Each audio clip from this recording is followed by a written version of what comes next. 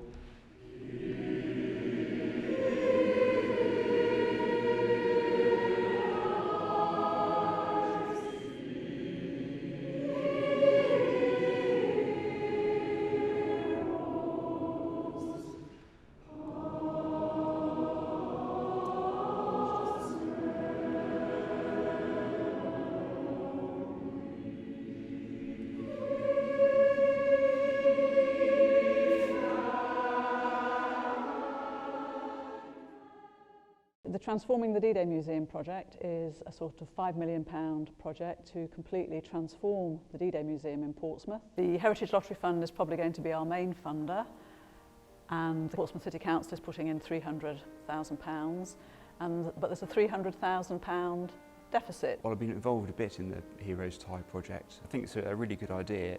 It's, as well as the money that will hopefully be raised through the project, it's also a great way of letting people know about what we're doing at the D-Day Museum, the exciting changes that we've got coming up, because spreading the word is as important as raising the money, although without the money, of course, we can't do the project. So the D-Day Museum Trust is working towards getting that match funding in, sort of getting the money to, so we've got the full amount that we need to deliver the project. You know, it's something that was well worth putting on. It was quite a moving experience, really, and you know, watching the reaction from the people in the audience. Well done. There was a lot that was good, a lot, but there are a number of things we need to correct. I'm sure Charles will come and tell us something in a minute. The main thing, fantastically well done with your breathing. The phrases were cleanly started, but it's ensemble. It's not a surprise that with such a large group, okay, it's getting a bit ragged. The second section, which is actually from Steam for the Beach, is actually what really started, the energy was lost. Kind of, it sounded like you were going through the motions a bit. Okay, welcome to a world of recording. Reset. You've got to be as excited as you were the first time you saw this piece, and we're like, yeah! Okay?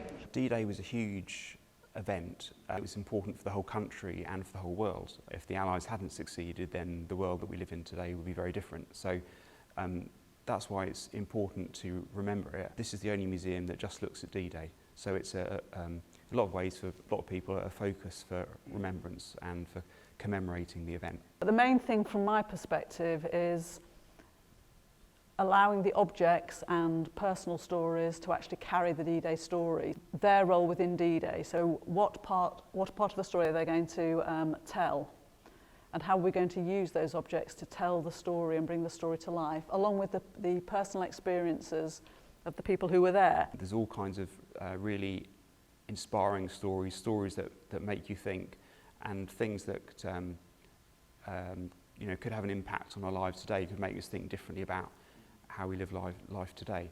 So it's still a very relevant story, and one that needs to be kept alive. When you're a soldier and you're doing things and you don't think what's going on in the future, you think what's happening today.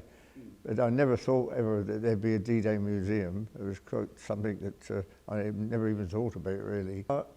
Yeah, I was one of thousands, really, that did the same thing and went into Normandy.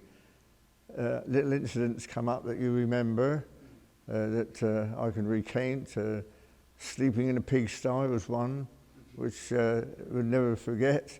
Perhaps the fact that sit in a slit trench one morning and as dawn broke and one stood to, as they say, and the whole field in front of me was full of mushrooms.